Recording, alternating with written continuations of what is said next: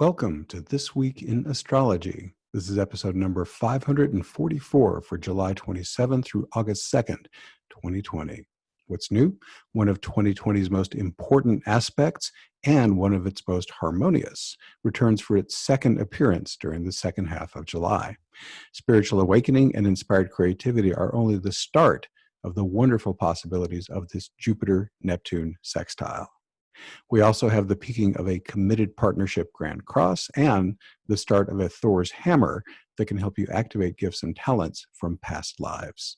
There are 6 bonus aspects not in the written forecast. So thank you so much for joining me. I'm your host, Benjamin Bernstein, broadcasting from thisweekinastrology.com. I simultaneously record these weekly forecasts as an audio podcast and a video, so you can choose whichever format you prefer. The video version includes my chart graphics for things like lunations and aspect patterns. You can also see these graphics if you read my forecasts online. Just go to astroshaman.com, click blog on the menu bar, and choose the Astrology Forecasts category. Please leave me a rating, review, or comment wherever you're getting this episode so that others like you can find it. What's old as we come into this week, we have a waxing moon and 4 retrograders, Jupiter through September 12, Saturn through September 29, Pluto through October 4th, Chiron through December 15th, and a Grand Cross that I'll be mentioning this week is still in play. Let's get on to our new events. Let's start with Monday, July 27th. Is there a worthy cause that you're passionate about and that you don't personally benefit from? You have extra power to support it as Pluto opposes Vesta. Pluto, 23 Capricorn, Vesta, 23 Cancer. This is also a great time to act as a change agent. You can either help bring about the result that the cause advocates or help catalyze helpful change within the organization itself. And now we have our headline event, the Jupiter-Neptune sextile. One of 2020's most important aspects, an uplifting Jupiter-Neptune sextile, happens 3 times this year. The first exact lineup was on February 20th. The second is today on July 27th with Jupiter at 21 Capricorn and Neptune at 21 Pisces. And the third will be on October 12th. This sextile is in orb, which means close enough to have an impact, most of the year, January 9th through November 30th. My colleague Ren Butler describes the potentials of Jupiter-Neptune aspects in his extraordinary book, The Archetypal Universe, Astrological Patterns in Human Culture, Thought, Emotion, and Dreams. There's a link to that in the show notes, by the way. With his permission, thanks Ren, and because he breaks down the archetypal possibilities so expertly, I give you some of his Jupiter-Neptune descriptions from the Archetypal Universe. Those with good memories may recall this content from my February 20th forecast. Flowing.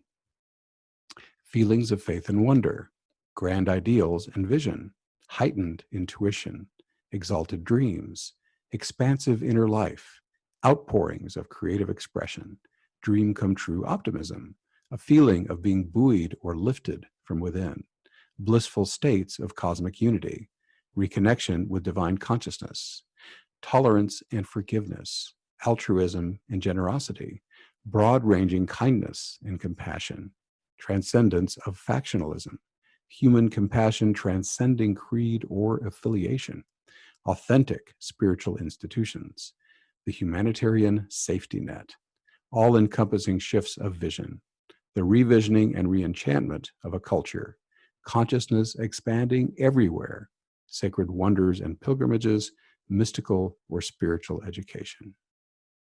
Shadow qualities. Since Jupiter and Neptune are making a harmonious sextile, flowing outcomes are more likely than challenging ones. However, I've seen repeatedly that hard aspects can bring positive experiences and soft aspects can sometimes bring challenge. So be careful to avoid these Jupiter-Neptune pitfalls.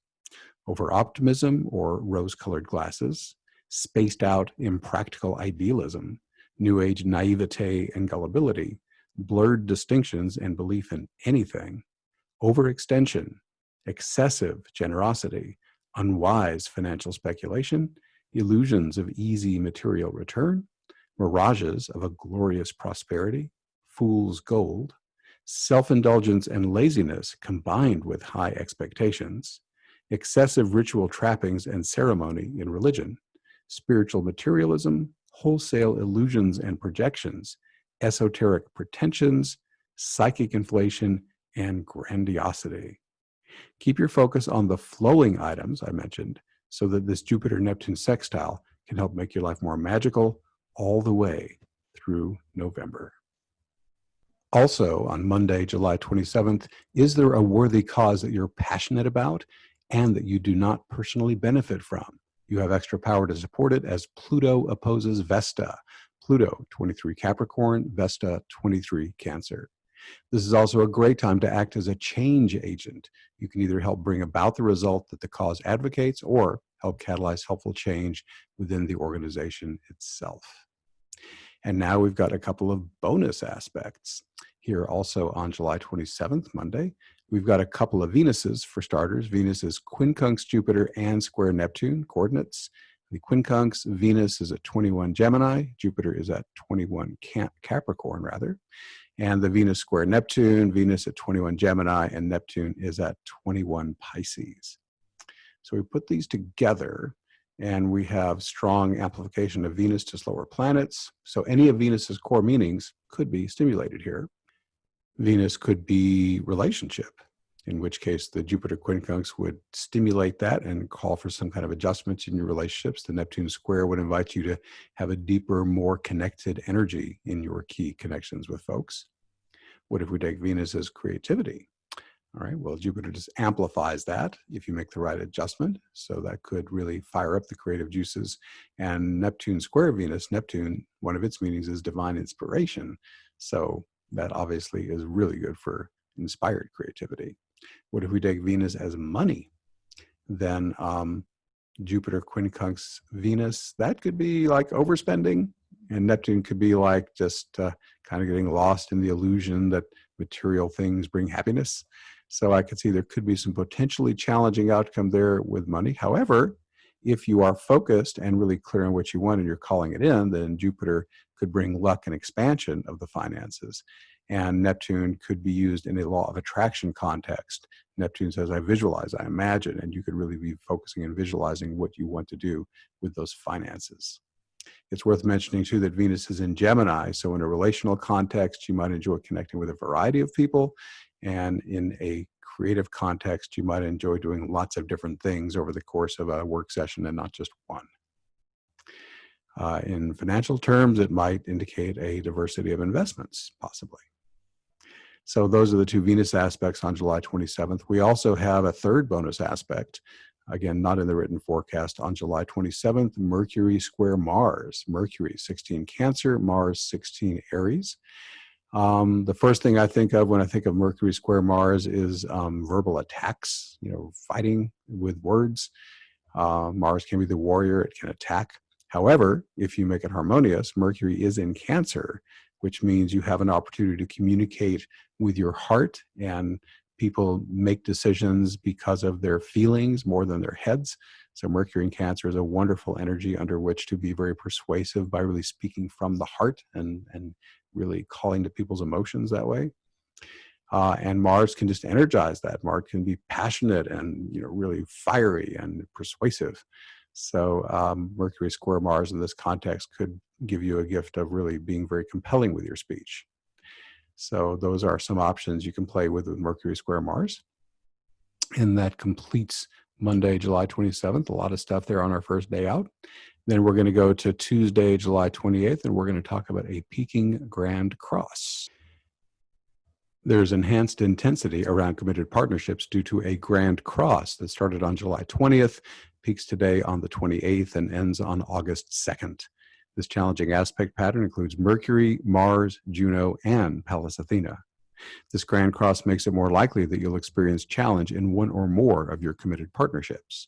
Juno represents committed partnerships, and her opposition to Mars in Aries could indicate attack. With Mercury in the mix, verbal aggression is likely. As I mentioned, with that Mars-Mercury square interpreted earlier. If you get involved in such an altercation, Pallas Athena suggests that you proceed with diplomacy, tact, and sound strategy. With Mercury in Cancer, you can more easily speak from your heart and understand the other person's emotions.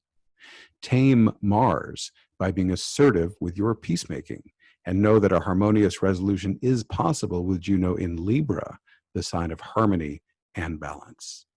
It will come as no surprise to my regular readers that I recommend nonviolent communication as an excellent way to resolve relationship challenges. And there will be a link to that in the show notes. Also on July 28th, we have Venus quintile Chiron. This picks right up on that same relational theme. Venus is 21 Gemini and Chiron is 9 Aries. Chiron's healing. Venus, again, is relationship. The quintile is a magical, cool connection. So I think that will really assist in making that healing process easier while we're working with that aspect pattern I just described, the Grand Cross. Moving on, I'm going to combine 2 days, Thursday, July 30th and Friday, July 31st. Mercury receives aspects from 3 slower planets in these 2 days. The first 2 are on July 30th, a Mercury-Jupiter opposition, Mercury 20 Cancer, Jupiter 20 Capricorn, and a Mercury-Neptune trine, Mercury 21 Cancer, Neptune 21 Pisces. The third aspect is on July 31st, a Mercury-Uranus quintile, Mercury 23 Cancer, Uranus 11 Taurus. These aspects combine to give a powerful boost to learning and communication. Jupiter's opposition amplifies these core expressions of Mercury and also brings the energies of the professor, philosopher, and guru, i.e. wisdom givers. Neptune's trine gives an easy flow of divine inspiration as well as the ability to operate in flow state. Finally, the Uranus quintile adds genius, helping you think outside the box to access brilliant new ideas. To maximize this opportunity, ask your higher self for the specific information you want, then leave enough quiet space to hear its reply. Moving now to Saturday, August 1st, we're going to talk about another aspect pattern, a Thor's hammer. You have certain gifts and talents that you developed in past lives or that you inherited through your genetics. Are you ready to activate them so you can step into the spotlight and serve others with a quantum leap forward? This is one opportunity represented by a Thor's hammer that starts today on August 1st, peaks on the 5th, and ends on the 9th. It includes the Leonine Sun, Uranus, and the South Node. The South Node also represents unresolved karma from your past. This aspect pattern could give you the catalyst you need to heal it quickly and perhaps publicly. Among the meanings of Sagittarius, the South Node's sign are hope, joy, and optimism. You might experience these wonderful feelings immediately, as in the first example, or you might feel them after you complete your shadow work process, as in the second example. Either way, you get an awesome outcome. Also here on August 1st, Saturday, we have a bonus aspect, Mercury opposing Pluto. Mercury at 23 Cancer and Pluto at 23 Capricorn. Mercury, this is a little similar to the Mercury-Mars thing, but not quite. Pluto is more like telling the deep, honest truth. And with this Mercury-Pluto opposition, you might feel compelled to really be more honest, authentic, invoke some sort of like radical honesty practice. So that's one beautiful way it could be used in the appropriate context. It could also devolve into power games through words, including attack and manipulation if it goes to the low side. So watch out for people trying to do that with it. And of course, Mercury communication, and again in Cancer, heartfelt communication could be tremendously empowered by Pluto. You can be really persuasive and be a potent agent of change with it set up like this.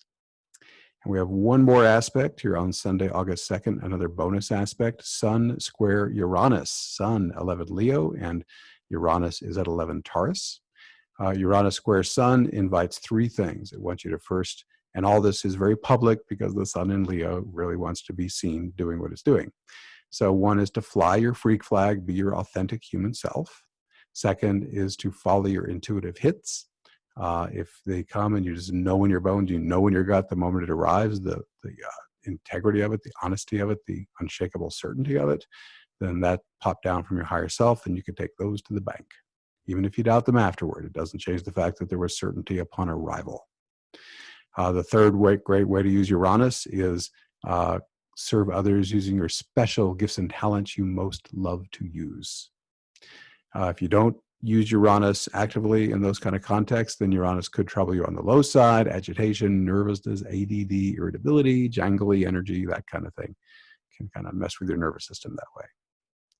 So go to the high side. One of my general astrology principles is keep the archetypes busy on the life-affirming positive side, and they'll have less energy left to bother you on the low side. Let me mention on the show that goes into the first of the month, there's a few extra features that always come in, like thanking those who sent their charts in since last time, including Talia, Bradley, Carrie, and Alicia. Thank you. You're all eligible for winning a free session with me now. And let me ask you, are you ready to awaken to happiness now and create the life you truly desire? Join me and over 30 amazing transformational teachers, mentors, leaders, and wayshowers on the Alara Canfield Show, Awaken to Happiness Now Masterclass Series. Enjoy dozens of wonderful conversations and experiential processes, along with valuable gifts from the presenters. Experience powerful conversations, processes, clearings, and tools. Activate your free access now. Find the link there in the show notes. And everyone is welcome to participate in most Awakening Plus calls for free. Here are micro descriptions of the remaining July online events I've scheduled so far. In fact, there's only one. It's called Tools for Energy Management and Hygiene with guest presenter Natalie Rose Martin. It's Tuesday, July 28th at 8 p.m. Eastern Daylight Time. This will be an experiential workshop. You'll work with practical energy tools that empower you to create shifts in your own experience.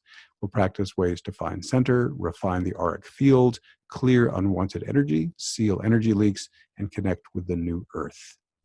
Regular use of these tools cultivates a clear, grounded presence from which to relate, create, and serve in alignment with the self. This will increase your positive impact in the world. There will be an opportunity to be in the hot seat for the benefit of all. Now, normally on Saturdays, we do a New Earth support call. We're not doing it this Saturday. I'm going to be out at the lake with my buddies. So nothing this Saturday, but we'll pick up the following Saturday. Awakening Plus features at least 3 live streaming events each month, although I'm currently offering many more to support you during the pandemic. Most events are open to everyone for free. The archive of over 240 transformative events, nearly 250 now, includes those events. Accountability partners and the forum are available exclusively to Awakening Plus members. Learn more at awakeningplus.com. Let me also mention our free session winner. This time it's Tracy. This is the Tracy born on November 24th, 1961 in Metairie, Louisiana.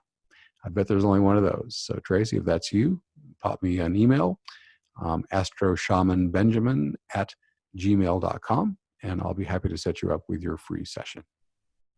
Thanks for being here. Once again, I'm Benjamin Bernstein with astroshaman.com. I can serve you with astrology readings, shamanic healing, awakening activation, astrological event timing, and one-of-a-kind life coaching. So many things. All my one-on-one services are equally effective in person or long distance. And during the pandemic, I have dropped my rates significantly because so many people are having a hard time. I also offer an unbeatable price on SolarFire, the #1 astrology software for Windows. And as I mentioned, I run the Awakening Plus online membership for spiritual support. You can learn all about this and more at astroshaman.com, ASTROSHAM as in mother, AN as in Nancy.com. And if you want to check out the show notes, go to astroshaman.com/544. Again, astroshaman.com/544.